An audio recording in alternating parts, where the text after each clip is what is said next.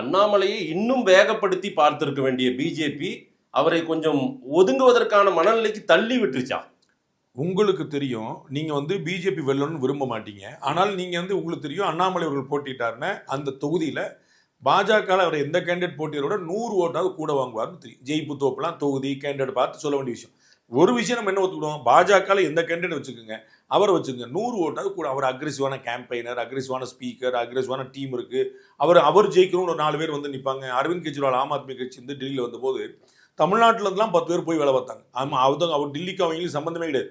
ஆனால் அந்த ஆம் ஆத்மி மாதிரியான ஒரு கட்சி வளரும்னு நினச்சி போனவங்க இந்தியா முழுக்க போய் பண்ணாங்க. அப்படி தான் பிரச்சாரம் ரொம்ப தீவிரமாக இருந்துச்சு. அது மாதிரி தெரியும், அண்ணாமலைக்காக அமெரிக்காலேருந்து வேலை பார்த்தவங்க எனக்கு தெரியும். அமெரிக்காலேருந்து 2024 அண்ணாமலைக்காக வேலை பார்த்தவங்க எனக்கு தெரியும். சென்னை ஏர்போர்ட்லேருந்து சண்டே நான் கிளம்பி போயிடுவேன்.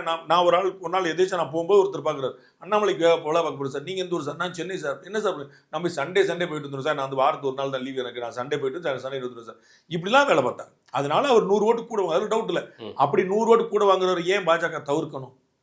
நீங்கள் புரிஞ்சுக்க வேண்டியது என்ன, நான் போட்டி போடுறேன் அப்படின்னா வேற, போட்டி போட மாட்டேன் அப்படின்னா கழுத்து நெரிக்க முடியாது. போன முறையே ஒரு போட்டி போடலாம், 2024 போட்டி போட மாட்டேன்னாரு.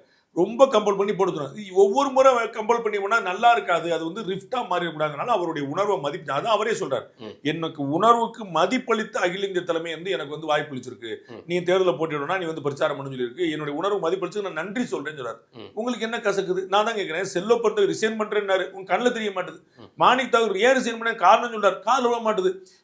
ஜோதிமணி அக்கா பாஞ்சு திட்டுறாங்க, நீங்க 2 கண்ணு காய் வாய் 3 மூடிட்டீங்க, புரியவே மாட்டேங்குது. கண்டிப்பா கேள்வி இருக்கு சார். யார்கிட்ட எப்ப உங்ககிட்ட இருக்கு, நிச்சயமா இருக்கு. இல்ல சார், அண்ணாமலை மாதிரி ஒரு ஃபேஸ் அவர் களத்துல போட்டியிட்டு அவர் களமாடி இருந்தால், அவர் உற்சாகமாக எல்லா வேகத்தையும் காட்டியிருந்தா இன்னும் அந்த தொண்டர்கள் உற்சாகமா இருந்திருப்பாங்கல்ல. ஆனா அவங்க பர்செப்ஷன்ல அது அண்ணாமலையை பல இடங்களில் தவிர்த்து விட்டது போலதானே எங்க தோற்றமே தெரியுது. அப்படி நீங்க நினைக்கலாம். உங்களோட ஆறுதலுக்காக அண்ணாமலை இன்னைக்கு ஒரு கோயம்புத்தூர் தெற்குலையோ அரவக்குறிச்சிலையோ ஏதோ ஒரு தொகுதியிலையோ, சூலூர்லையோ தொண்டாமுத்தூர்லையோ கிணத்துக்கடவுலையோ ஒரு தொகுதி இல்லாமல் 234 தொகுதி போவார்.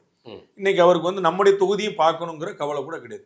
பாரத பிரதமர் நரேந்திர மோடி 2024 பிரச்சாரம் பண்ணா 3 தடவை காசிக்கு போக வேண்டியிருக்கும். இந்தியா முழுக்க போவார். 3 தடவை காசினா அவர் சொந்த தொகுதி, அங்கே வரலன்னு 4 பேர் ஃபீல் பண்ணிடக்கூடாது. அப்போ இந்த மாதிரி ஒரு முறை கூட ஒரு தொகுதி 234 தொகுதி திரு விஜய் குறிப்பிட்டது போல தொண்டாமுத்தூர் அண்ணாமலை, கிணத்துக்கடவு அண்ணாமலை, சூலூர் அண்ணாமலை, 234 அண்ணாமலை தான்.